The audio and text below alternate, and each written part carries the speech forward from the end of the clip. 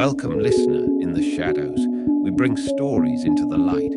Join me as we explore the encounters no one speaks of and the things that watch from the dark. If you're still here after all that, you already know the kind of stories we tell. The kind that crawl under your skin, that echo in the quiet when the episode ends. If you want to carry a piece of that darkness with you, wear what haunts you. Our exclusive line of merch is made for listeners who feel more at home in the uncanny, the unspoken, the things that don't make sense in the daylight. Shirts, hoodies, and other gear, designed with that same atmosphere of dread, mystery, and whispered wrongness. Candles support the channel, feed the stories. You can grab yours at https://theshadows printify me, and as always, don't look behind you. The bells don't ring for children. Something comes when the bells ring themselves. Chapter 1. The bells were already there. I noticed the bells before I noticed the cold. They hung from every doorframe in town, thick iron loops, dulled with age, blackened as if they'd once been through a fire and never quite cooled. Some were polished smooth by decades of handling. Others were pitted and flaking, red with rust that stained the wood beneath them. Every house had one. Every store. Even the abandoned gas station at the edge of town still wore its bell, swaying gently in the winter wind. They weren't decorative. You could feel that immediately. We'd moved here in early December, the kind of move you make because rent is cheap and your options are thinner than you'd like to admit. The town didn't even have a proper sign, just a weather-warped plank with the name burned into it, letters half-eaten by rot. Snow gathered at its base like something waiting. The bells didn't ring when we arrived. Not when my wife, Maribel, stepped out of the car with our son bundled against her chest. Not when I slammed the trunk. Not even when the wind gusted hard enough to rattle the loose shutters on the house across the street. They only rang once. It came from somewhere behind us, a single, dull clong that echoed too long for such a small street. I turned, expecting to see someone opening a door, maybe a neighbor watching us move in. But the street was empty. The bell above our rental's door was still. I asked the landlord about them later. He was an older man with frost-reddened cheeks and eyes that never quite focused on your face. When I gestured to the iron loop above the doorframe, he paused just for a second before answering. "Tradition," he said, "helps people sleep." That was all he offered. No explanation, no smile. He handed me the keys and left without saying goodbye, boots crunching softly in the snow. The house itself was narrow and tall, built from timber that creaked even when no one was moving. The floors sloped subtly toward the center, like the place had settled around something heavy long ago. Cold air crept through the walls no matter how high we turned the heat. That first night, I lay awake listening to the wind and listening to the bells. They rang occasionally, distant and uneven, drifting in through the walls like sound carried across water. Not frantic, not loud, just deliberate. Each tone spaced apart, as if whoever moved through town did so unhurriedly. Maribel slept through it. So did our son. I told myself it was just wind, just old metal responding to weather. But around midnight, the ringing stopped all at once. The silence that followed felt worse. I got up and peered through the frosted window. The streetlights cast long, pale shadows across the snow, stretching toward the tree line at the far end of town. No footprints disturbed the drifts. No movement. No sound. Only the bell above our door, perfectly still. The next morning, as we unpacked, I noticed something strange. The bell's clapper, the piece inside meant to strike the metal, was worn smooth on one side. Deep grooves cut into the iron, all facing the same direction. Like something passed beneath it often, like something tall. I didn't mention it to Maribel. I didn't mention it to anyone. But when I stepped outside later that day, bundled against the cold, the bell rang softly above me. And somewhere down the street, another bell answered. Chapter 2. What the bells notice. The first rule wasn't given to me directly. It was the kind of rule you learn by watching other people obey it without question. I noticed it on our third day in town, when the snow fell hard enough to soften every sound. Maribel had taken our son to the small grocery on Main Street, really just a converted hardware store with 2 aisles and a chest freezer that hummed too loudly. I followed later, walking slowly, trying to memorize the layout of the place so I wouldn't feel like such a stranger. That was when I saw the children. They didn't run, not a single one of them. 3 kids passed me on the sidewalk, bundled in mismatched coats, boots too big for their feet, hats pulled low. The youngest couldn't have been more than 4. They walked in a tight cluster, hands tucked into sleeves, heads down. No laughter, no shoving, no snowballs. And when they passed beneath the bell above the bakery door, it didn't ring. I stopped walking. The bell hung low enough that I could have brushed it with my shoulder, yet it remained perfectly still. No sway, no sound, even though the wind was strong enough to sting my eyes. An older woman stepped out of the bakery behind them. As soon as her foot crossed the threshold, the bell rang, a single, heavy note that made her flinch despite herself. She didn't look up. None of the children reacted. I stood there long enough that the cold worked its way into my bones. Eventually, I forced myself to move again, following the kids at a distance. They turned down a side street that led toward the tree line, their footprints neat and evenly spaced, like they'd practiced walking that way. When I reached the grocery, Maribel was already at the counter, our son balanced on her hip. The bell above the door rang when I entered, loud enough that the cashier glanced up sharply before forcing a smile. "You'll want to keep him close," she said, nodding toward our son. It wasn't a warning, it was advice. I waited for her to elaborate. She didn't. Later, while Maribel browsed the shelves, I asked her if she'd noticed the bells. She frowned. "Everyone has decorations, it's Christmas." "These aren't decorations," I said. She shrugged. "You're reading too much into it." Maybe I was, but that night I noticed something else. After dark, no children were outside, not one. The streets were empty, except for adults moving quickly from place to place, collars turned up, eyes down. Bells rang sporadically as doors opened and closed, each sound spaced carefully apart. I stood at the window, watching. Then I saw a man hurry across the street, carrying something large and wrapped in a blanket. He moved fast, almost jogging, boots slipping in the snow. When he passed beneath the bell above his door, it rang hard, louder than the others had. He froze mid-step. For a long moment, he didn't move at all. He just stood there, breathing hard, staring up at the iron loop like it had betrayed him. From somewhere beyond the trees, a sound answered the bell. It wasn't close, but it was deep. The man yanked his door open and disappeared inside, slamming it shut behind him. The bell continued to sway long after he was gone. That night, I dreamed of bells ringing beneath the earth. In the dream, they were buried, dozens of them, ringing muffled and low, while something moved above them, listening. I woke to find my son standing in the hallway. He wasn't crying. He wasn't afraid. He was looking up at the bell above our front door, eyes unfocused, like he was listening to something far away. I scooped him up immediately, heart racing. The bell didn't ring, but somewhere down the street, one did, and another, and another. Not in panic, in sequence. Chapter 3, the story they almost tell. The first person to actually say the word bells out loud was Mrs. Kettering. She lived 2 houses down, in a narrow place with lace curtains and a porch that sagged toward the street. I'd seen her watching us since we moved in, not in a nosy way, not exactly. More like she was taking inventory, counting. She knocked on our door just after noon, a loaf of dark bread tucked under one arm, a tin of something wrapped in wax paper under the other. The bell rang when she crossed the threshold, deep and flat. She winced.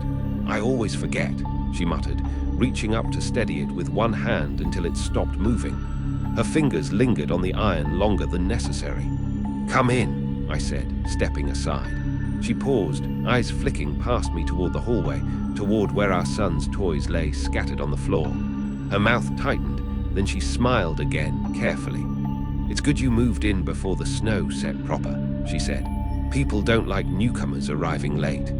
"Late for what?" I asked. She pretended not to hear. We sat at the kitchen table while Maribel put the kettle on. Mrs. Kettering didn't take her coat off.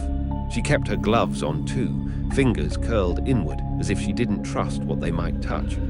"I wanted to welcome you," she said, "and to make sure you understand how December works here."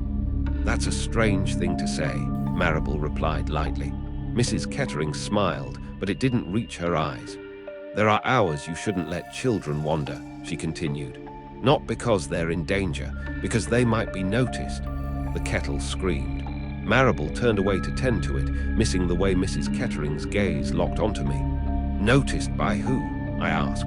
She hesitated, just long enough that I knew the answer mattered. We don't say names, she said finally. Names make things curious. She reached into her pocket and pulled out something small, setting it on the table between us. A little iron bell, no bigger than a thimble, its surface worn smooth, clapper dulled from use. Every child gets one, she said, when they're old enough to understand. To understand what?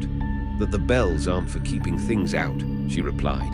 They're for letting something know where you are. Marable turned back then, cups in hand. This is ridiculous, she said. You're talking like a story, Mrs. Kettering finished gently. Yes, that's how it stays a story. She pushed the small bell toward me. You hang it on him when he goes out, during the day. Never at night. I stared at the bell. It was warm to the touch, as if it had been held too long. And if we don't? I asked. Mrs. Kettering stood, sudden and stiff. Then the big bells will ring instead. She moved toward the door, pausing beneath the iron loop. She waited until I steadied it for her before stepping outside. Before she left, she leaned close enough that I could smell cold wool and old smoke on her coat. It only comes when it's quiet enough to hear, she whispered, and it doesn't take what belongs to it. The bell rang as she left. That evening, I walked the perimeter of town alone. Snow fell in lazy, drifting sheets, softening the world into a pale blur. Bells rang occasionally as doors opened, each note heavy and patient. Near the tree line, I found something half buried in snow. A child's boot, old, cracked leather, the sole worn thin, and tied to the laces, a small iron bell, black with age, its clapper frozen in place. I picked it up. From somewhere beyond the trees, something breathed in response. Chapter 4. The Child Who Ran. It happened just after dusk, when the snow was still falling but the light had thinned to that grey, uncertain hour where everything feels half-finished. I was bringing in firewood when I heard the first bell, not from a door, from the street. It rang once, sharp, wrong, too fast. I froze with an armful of logs pressed to my chest. The sound cut clean through the quiet, and in its wake came something worse. Running footsteps. A boy burst into view at the far end of the street, no older than 7 or 8. His hat had slipped back, scarf trailing loose behind him like a torn ribbon. He was running, really running, boots slipping, arms pumping, breath puffing white in the cold air. Every instinct in me screamed that he shouldn't be doing that. Behind him, bells began to ring, not all at once, one after another. Each door he passed beneath rang hard, the iron swinging violently as if struck by something unseen. The sound rippled down the street, a chain reaction of metal and dread. People opened their doors, not to help, to pull bells still. Hands shot up to steady iron loops. Adults stepped just far enough into the cold to silence them, eyes wide and unblinking, mouths pressed into thin lines. No one called out. The boy stumbled, caught himself, kept running. I took a step forward before I could stop myself. "Hey!" I shouted. My voice sounded wrong out there, too loud, too alive. The boy glanced at me. His face was red with cold and fear, eyes shining with tears. He opened his mouth to say something, maybe my name, maybe help, and that was when the sound came from the trees. A low, hollow clack, like wood striking wood, like antlers touching. Everything stopped. The bells went silent all at once. The boy slowed, confusion overtaking panic. He turned toward the tree line, head tilted slightly, listening. I saw it then, a shape moving where the snow met the forest. Tall, too tall. Its outline broken by jutting angles that caught the faint light and bent it strangely. Something hung from its back, ropes maybe, or chains. "Don't," I whispered, though I don't know who I was speaking to. The boy took one step toward the trees. Then the bells rang again. Every single one in town. The sound crashed together into a deafening chorus, iron screaming against iron. Windows rattled. Birds burst from the branches in a frantic black cloud. The boy vanished, not dragged, not pulled screaming. He was simply gone, the space where he'd stood suddenly empty, snow settling softly as if nothing had ever disturbed it. The bells slowed. then stopped. People retreated into their houses, doors closed, locks slid home. The street emptied in seconds. I stood alone, shaking, heart pounding so hard it hurt. In the snow where the boy had been running, something remained. A line of deep impressions, not footprints. Hoof marks. Long, cloven, pressed hard enough to crack the frozen ground. They led toward the trees, and beside them, smaller prints, bare feet, toes curled inward as if trying to grip the cold. I didn't sleep that night. Near dawn, as the bells hung silent and the town held its breath, I heard something moving outside our door. Slow, heavy. The bell above the frame swayed once. It didn't ring. Something had learned how not to be noticed. Chapter 5. What everyone said, by morning, the snow had covered everything. The street looked untouched, smooth, pale, innocent. No hoof marks, no bare footprints. No sign that a child had run for his life beneath a chorus of screaming bells. At breakfast, my mother didn't ask if I'd slept. She slid a bowl of oatmeal in front of me, careful not to touch the spoon hanging from the bell by the kitchen door. Her eyes were tired, but calm in a way that made my stomach knot. "You hear about the Miller boy?" she asked, stirring her own bowl. I nodded. My mouth was too dry to speak. She sighed softly. "Ran off, that was it." No weight to the words, no urgency, like she was telling me someone missed the bus. Later, at the general store, the story had already settled into place. "He was restless," Mr. Calder said from behind the counter, counting change with slow precision. "Some kids just are." A woman near the shelves shook her head. "His mother let him stay up too late. That's what happens. Cold'll do strange things to a child," someone else added. "Gets into their head." I asked if anyone had searched the woods. The room went quiet, not abruptly, but like a sound being gently turned down. Mr. Calder finally looked at me. His smile didn't reach his eyes. "Woods don't keep what they're given," he said. "Best not to bother them." No one disagreed. By noon, the bell outside the Miller house was gone, not broken, not ripped down, just removed. The hook above the door stood empty, dark wood showing where iron had once rubbed it raw. I saw Mrs. Miller at the edge of her yard, sweeping snow from a porch that no longer led anywhere important. Her eyes were swollen, red-rimmed, but her movements were precise, controlled. When I stepped toward her, she shook her head without looking up. "He shouldn't have run," she said. "Not I miss him, not have you seen my son, just the rule." At the school, desks shifted. A name was erased from the attendance board. The teacher paused for exactly 3 seconds before continuing the lesson, voice steady, hands trembling just enough to notice if you were looking. At recess, no one went near the fence. Children stayed close to the building, huddled together like birds in bad weather. They didn't whisper about the boy. They didn't ask questions. They watched the bells. That night, the town held a gathering. Not a vigil, not a prayer. A meeting. People filled the hall with coats still dusted white. Bells hung at every entrance, motionless. The mayor stood at the front, hands folded, expression grave but strangely relieved. "There was an incident," he said. "A lapse in judgment," a murmur of agreement. "We remind everyone," he continued, "that the rules are not punishments, they are protections." I raised my hand.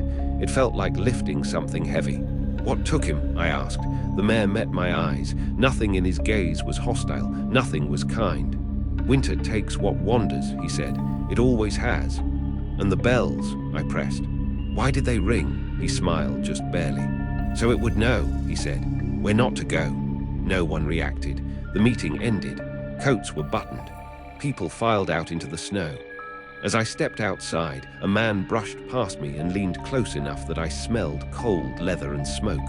"They don't explain," he whispered, eyes fixed forward, "because explanation makes it hungry." Then he was gone. At home, my mother checked the bell twice before bed. When she kissed my forehead, her lips lingered. "Don't run," she said. Long after the lights went out, I lay awake listening. Far away, beyond the tree line, something heavy moved through the snow. And this time, no bells rang at all. Chapter 6. The rules were never written down. I learned the rules the way everyone else did, by watching what people refused to do. No one stepped outside after dark unless they absolutely had to. If they did, they rang a bell first, once clearly and never twice. 2 rings were considered calling. 3 were unthinkable. No one whistled. No one sang past sundown. Laughter was kept indoors, doors shut tight, windows covered. And no one ever ran. I noticed these things because the town never talked about them. They moved around the rules like furniture that had always been there, instinctive, unquestioned. A hand hovering before touching a doorknob. A glance toward the tree line before speaking too loudly. The way conversations died the moment someone mentioned the woods. That afternoon, I asked my mother where the rules came from. She was threading a needle by the window, light pale against her face. Her hands paused just for a moment. "They're older than us," she said. "Older than the town." She pushed the needle through the fabric. "Older than names." I waited for more. She didn't give it. Instead, she stood and walked to the hall closet.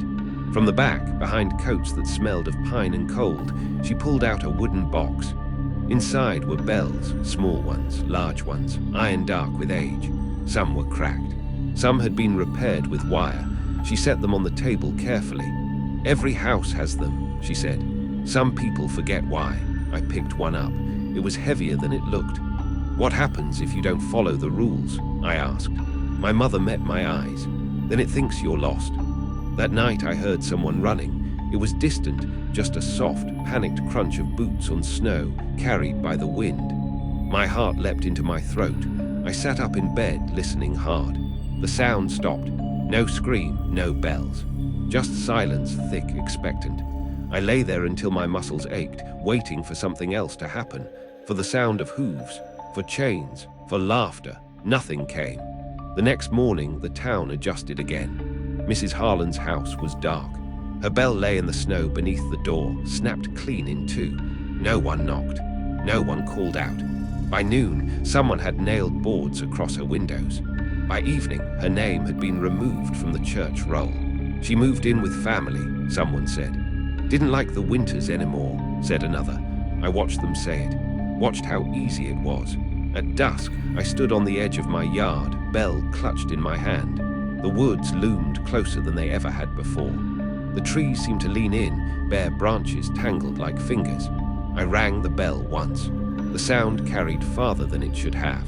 It echoed not off the houses, but into the woods, swallowed by the dark. For a long moment, nothing answered. Then, from deep within the trees, something shifted. Not movement, attention. The air felt aware, like a breath being held. I backed inside and shut the door, heart pounding. Later, as I lay in bed, I realized something that made my skin crawl. The rules weren't about keeping it away.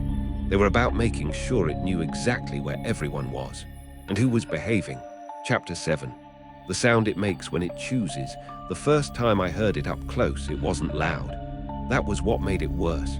It was a sound I almost dismissed, a soft metallic shiver, like iron gently brushing against iron. The kind of noise you only notice when everything else is quiet.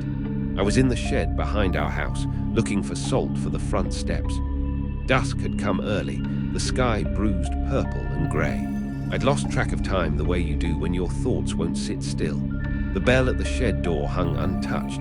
I hadn't rung it. The sound came again, not from the woods, from somewhere closer. I froze, one hand buried in a sack of salt, breath caught halfway in. The noise had a rhythm to it, uneven, patient. A faint scrape followed by a pause, like something shifting its weight. Then came the smell, cold metal, wet fur, and underneath it, something older, rot and pine sap, and the faint, sweet stink of decay. I backed toward the door, slow, careful not to make a sound. The scrape stopped. I could feel it then. That same pressure I'd felt before, the sense of being considered. Like a finger tracing my outline, deciding where to press. The bell moved, just a fraction. I didn't touch it. The chain swayed on its own, iron trembling softly. And then I heard breathing, not fast, not heavy, measured, right outside the door. My heart hammered so hard I was sure it could hear it. I thought of the rules, of all the things people never said. Don't run, don't call, don't act lost. I reached out and rang the bell once. The sound cut clean through the air. For a heartbeat, nothing happened. Then the breathing stopped. The pressure lifted, like a hand pulling away. Something retreated, not in a hurry, but not lingering either. I heard the faint jingle of iron moving away from the shed, deeper toward the trees. When I finally opened the door, the yard was empty. No tracks, no broken branches, just the snow smooth and undisturbed, and the woods standing silently beyond it. That night the bells rang across town, not all at once. One here, another farther off, then another. A slow, uneven chorus, like a signal being passed from house to house. I lay in bed, staring at the ceiling, listening as the sound crept closer, not toward my house, but around it, like it was circling something else. Near midnight, a scream tore through the cold. It was short, cut off. No one rang a bell after that. The next morning, the town square had been cleared. A fresh line of bells hung along the fence by the road, new ones, shining and clean. Someone had added them overnight. A replacement. I noticed something else too. One of the bells near our house was gone. The hook was bent, as if it had been taken. And for the first time, I understood what the sound in the shed had meant. It hadn't been searching. It had been choosing. Chapter 8. What the snow refused to hide. By the 8th day after the Miller boy vanished, the snow began to thin. Not melt, just settle. Compress. The way it does when something heavy keeps passing over the same ground again and again. I noticed it first near the tree line. Paths appeared where no one walked. Subtle depressions, shallow and wide, as if something with too much weight and too many joints had crossed there in the night. The town pretended they were drifts shaped by wind. Everyone used the same word. Wind. But the wind doesn't curve around houses. It doesn't stop at doorways. And it doesn't hesitate. I followed one of the paths that morning just a few steps until the air began to feel wrong, thicker, colder, like my breath had weight to it. The woods loomed closer than before. The trees seemed to have shifted, trunks leaning inward, branches braided together like they were closing ranks. I stopped. The rules pressed against my thoughts, heavy and insistent. Don't wander. Don't look too long. Don't let it think you're curious. I turned back. On my way inside, I noticed the bell by our door had changed. It wasn't cracked. It wasn't broken. It was worn. The iron looked polished in places where no one touched it. The chain had stretched, links thinned, as though they'd been pulled taut slowly, repeatedly. Someone had been ringing it, from the outside. That afternoon, I went to the church, not for comfort, for confirmation. Inside, the air smelled of wax and old wood. Bells lined the walls, dozens of them, each tagged with a small scrap of paper. Names, dates. Some went back generations. I ran my fingers over one tag and froze. Miller, already filed. Already absorbed, a voice behind me made me flinch. "You don't touch those," the priest said gently. I turned. His face was pale, eyes tired in a way sleep couldn't fix. "Why do we keep them?" I asked. He studied me for a long moment. "So it remembers," he said. My stomach dropped. "Remembers who? Who followed the rules," he said. "And who didn't," I swallowed. "And if someone doesn't," the priest sighed, rubbing his hands together like he was cold, "then winter collects its due." That night, I dreamed of bells ringing underwater. They moved sluggishly, sound warped and distorted, iron sinking into blackness. Shapes drifted past, half seen, half remembered. Faces pressed close, mouths open in soundless screams. I woke to the sound of scraping. Not outside, under the house, slow, rhythmic, like iron dragging across stone. I held my breath and listened. The sound circled beneath the floorboards, pausing beneath my room. Something shifted its weight. The boards creaked softly in response. Then came the laugh, not loud, not cruel, just pleased, like something that had found exactly what it was looking for. In the morning, the crawlspace door hung open. The snow beneath it was smooth and untouched. But inside, the dirt, pressed deep and deliberate, were hoof-shaped impressions, too many of them, overlapping, spiraling inward. And nailed to the inside of the doorframe, hanging from a length of bent wire, was a bell I recognized, the one that had gone missing. It rang softly when the wind blew through the open door, not as a warning, but as an invitation. Chapter 9. The shape of what it takes. No one came to our house that morning, not to ask about the open crawl space, not about the bell nailed to the frame, not even to comment on the way my mother stood at the kitchen sink, hands gripping the counter like she was bracing against a wave. She didn't cry. She didn't speak. She just removed the bell from the door and set it gently on the table, turning it so the clapper faced away from us. A small, deliberate act, as if direction mattered. "We won't ring tonight," she said. The words landed like a verdict. My chest tightened. "What do you mean?" She looked at me then, really looked, and I saw something I'd never seen before. Relief. "Because it already knows," she said. All day, the town felt prepared. Shops closed early. Windows were shuttered tight. Bells tied down with cloth so they wouldn't ring by accident. Children were kept inside, voices hushed, laughter swallowed before it could escape. It felt less like fear and more like courtesy, like the town was setting a place at the table. At dusk, the air thickened, not colder, heavier. Each breath felt deliberate, like it had to be approved before it reached my lungs. The woods darkened faster than they should have, shadows pooling at their edges. I heard the sound then. Chains, not clanking, sliding. A soft, deliberate drag that moved through the streets without ever showing itself. The sound passed by our house, paused, then continued on slow, unhurried. I wanted to scream. I didn't. That was the rule. The bells didn't ring, not once. That was worse. Around midnight, the knock came. Not at the door. On the wall, 3 slow taps spaced evenly like something with very long fingers testing the strength of the wood. My mother stood. "No," I whispered. She didn't answer. She took the bell from the table and pressed it into my hands. It was warm, hot, even like it had been held for a long time. "You stay," she said. She opened the door. The cold rushed in, sharp and biting. I couldn't see it, not fully, but I saw enough. A silhouette taller than the doorframe. Too many angles, horns that curved and split and curved again. Iron gleamed where flesh should have been. Chains hung from its frame, each link etched with names. Names I recognized. It bent slightly as if bowing. My mother stepped forward. "I kept them," she said. "I followed the rules." The thing tilted its head. I felt it look past her, at me. Its breath rolled into the house, wet, animal, and ancient. My vision blurred. The bell in my hands vibrated, desperate to ring. My mother reached back and squeezed my arm once. "Don't run," she whispered. Then she stepped outside. The door closed on its own. The chains moved away. By morning, her boots were still by the door. The bell in my hands had cracked straight down the middle. And for the first time, I understood the true shape of what the town had been feeding all these years. Not disobedient children, but parents who loved them enough to stay. Chapter 10, the quiet after the offering. The morning came without ceremony. No bells rang to greet it. No one stepped outside to mark the passing of the night. The town lay still beneath a thin, pale sky, snow muted and flat, like a sheet pulled over something no one wanted to look at. My mother's boots were still by the door. They hadn't moved. No snow clung to them. No melt. No sign they'd been worn at all.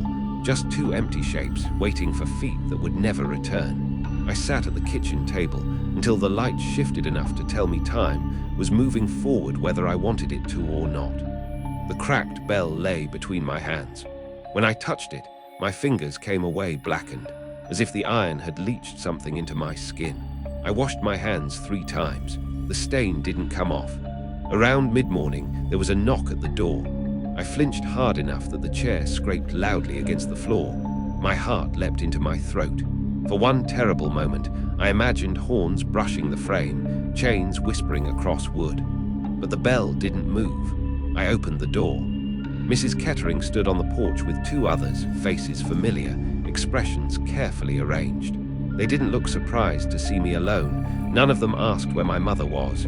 "She kept the rule," Mrs. Kettering said softly. The words were practiced, polished smooth by repetition. I stared at her. "You knew," she nodded. "We all do.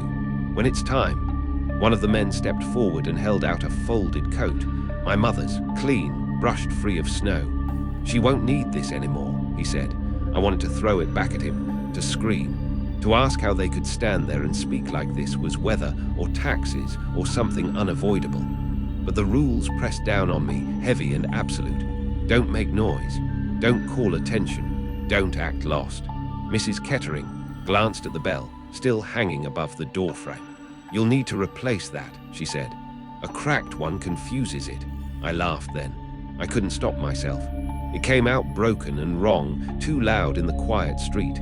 All three of them stiffened.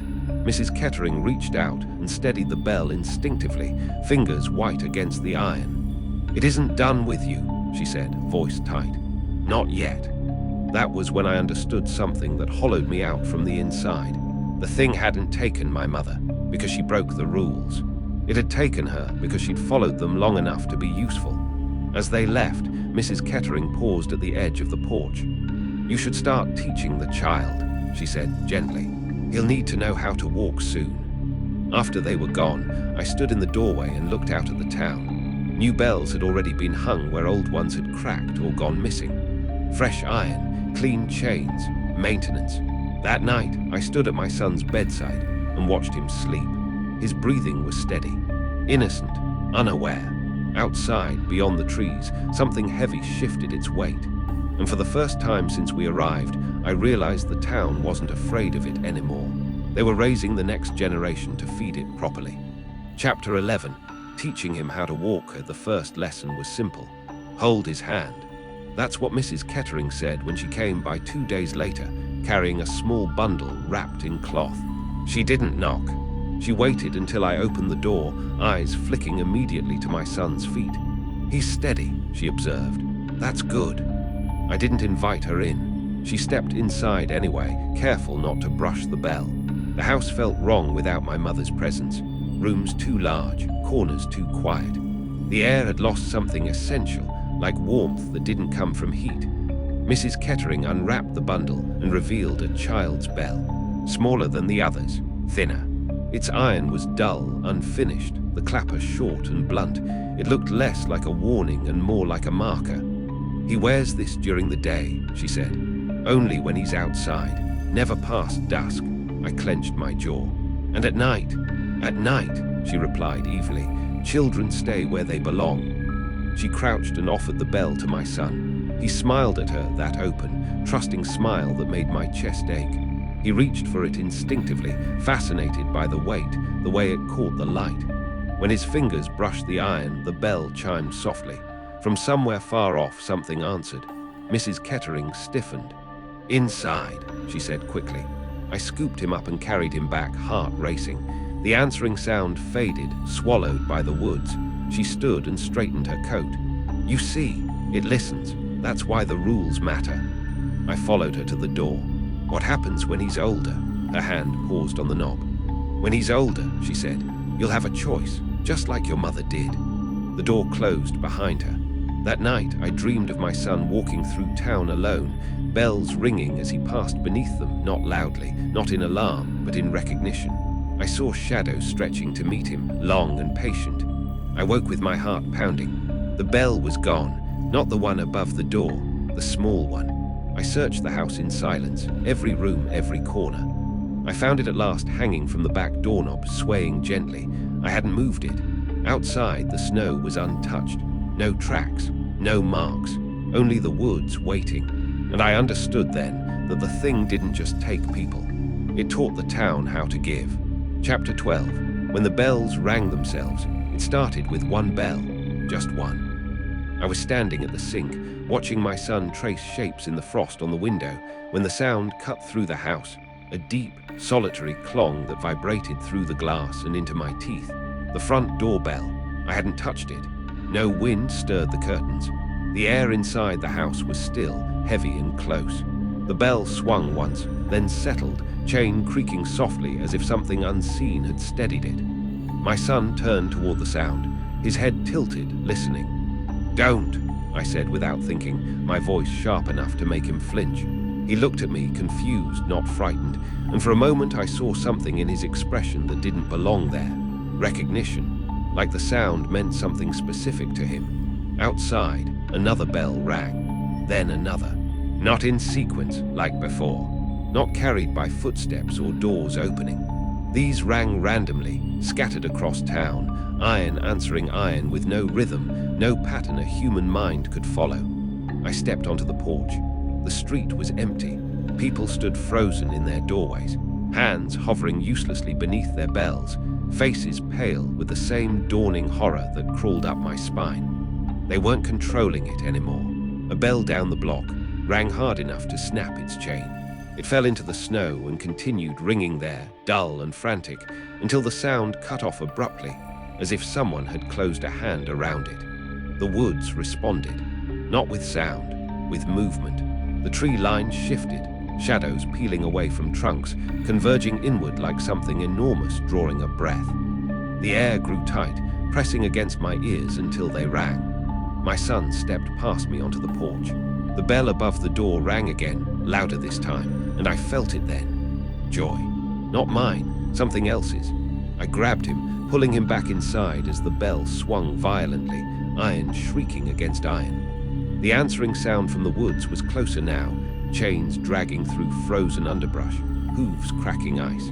Across the street, a man fell to his knees, hands clamped over his ears, screaming for it to stop. It didn't. The bells rang and rang and rang, all on their own, announcing every house, every hiding place, every careful rule the town had built like a map. The thing had learned the town too well, and it no longer needed permission. I slammed the door and braced it with my body, clutching my son to my chest. He pressed his face into my shoulder, not crying, not afraid, listening. Outside, the bells sang, and beneath their music, something laughed softly, not because it was hunting, but because it had finally been invited in everywhere at once. Chapter 13. The house that answered back. The bells stopped all at once. Not faded, not dwindled. Stopped. The silence afterward felt wrong, thick and padded, like the inside of a coffin. Even the wind seemed to hesitate, as if it were waiting for instructions. I stayed pressed against the door long after my arms began to shake. My son's breathing was slow, measured against my collarbone, too calm. Children should cry when the world breaks its rules. He didn't. Did it go away? He asked. I didn't answer because the house had begun to listen. It started with the floorboards. A soft tick, tick, tick traveled beneath our feet, not the random cooling of wood, but something deliberate, spacing itself evenly, like a careful count. The sound moved from the front hall toward the kitchen, stopping just shy of where we stood. Then the walls answered. A low creak rippled through the beams, settling into a tone I felt in my chest more than heard. The house shifted its weight, like it was adjusting around an unexpected guest. I backed away from the door. The bell above it swayed once more, without ringing, then went perfectly still. "Daddy," my son whispered. "It knows the rules." The words hollowed me out. I carried him upstairs, every step slow, controlled, refusing to rush. Running was an invitation. Everyone here knew that. Everyone here pretended it was instinct, not training. The hallway upstairs stretched longer than it should have. Doors that once faced each other now felt misaligned, as though the house had subtly rearranged itself while we weren't watching. From my bedroom, I could see the woods. They were closer. Not physically, no trees had moved, but the darkness between them had deepened, swallowing the space where distance used to live. A shadow shifted at the tree line, tall, bent, waiting. The house creaked again, and this time the sound came from inside the walls, something brushing past insulation, nails scraping lightly along studs. Slow, curious, testing. The heating vent exhaled cold air. With it came a smell I hadn't noticed before, wet leather, pine sap, iron, chains. My son stirred in my arms. "It's inside now," he said softly. I pressed my forehead to his hair, trying to ground myself in something warm, something human. The walls answered again. 3 slow knocks. Not at the door, from inside the house, from below us. The sound traveled upward through the structure, every beam carrying it faithfully, like a message passed hand to hand. The town had believed the bells kept it out. They were wrong. The bells told it where to go. And now, somewhere beneath our feet, something was learning the layout of my home, memorizing corners, counting steps, smiling without a mouth. The house had stopped protecting us. It was introducing us. Chapter 14. The shape it left in the snow, we didn't sleep. The house would not allow it. Every time I closed my eyes, something shifted, just enough to make the floor murmur, the pipes sigh, the walls stretch and settle like lungs filling with air. The sounds moved deliberately, circling the rooms, tracing paths I knew too well. Learning. When morning finally came, it arrived pale and thin, light leaking through the curtains like it didn't want to be here either. The bells were gone, every one of them. I stepped outside with my son wrapped tight against me, boots crunching into the snow. Hooks hung empty above every door on the street, chains severed cleanly, ends blackened as if burned rather than cut. The town stood in silence. Doors were open, people staring out with the same stunned, hollow expression, like survivors waiting to be told what they'd survived.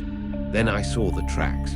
They began at the edge of the woods, not hooves, not boots. Impressions pressed deep into the snow, uneven and heavy, shaped like someone had walked barefoot while wearing too much weight. Each step left a shallow groove beside it, as if something dragged behind. Chains.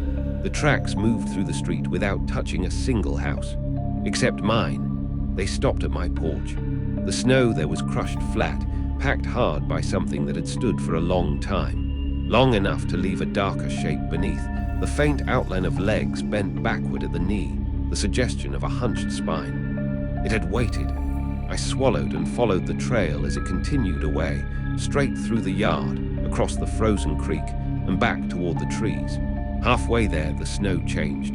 Smaller footprints appeared alongside the larger ones. Child-sized, my breath hitched. The prints were light, hesitant, as though whoever made them had been walking carefully, trying not to break rules they didn't fully understand. They ended at the tree line. No struggle, no drag marks. Just a place where the snow had melted slightly, as if something warm had knelt there, and then risen again. Behind me, the town began to move. People gathered quietly, not asking questions, not calling names. One of the old men from the hardware store placed a hand on my shoulder without meeting my eyes.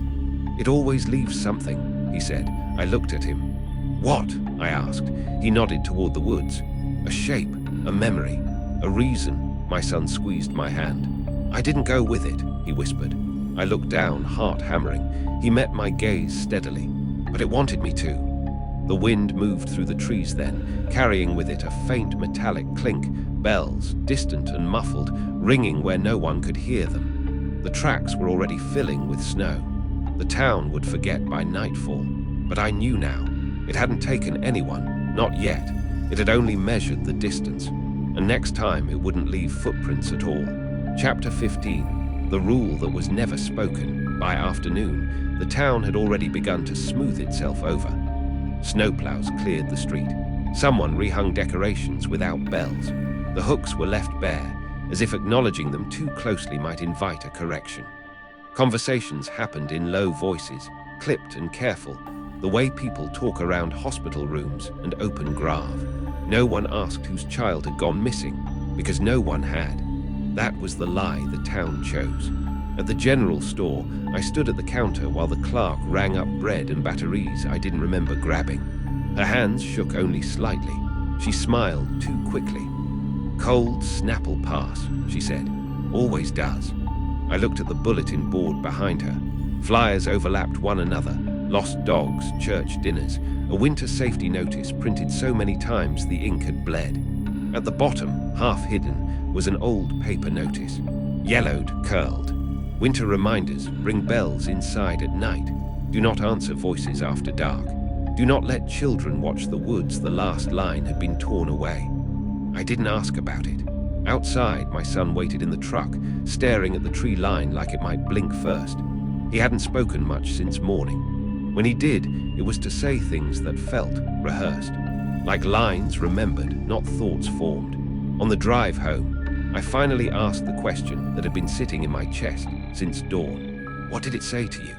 He didn't answer right away.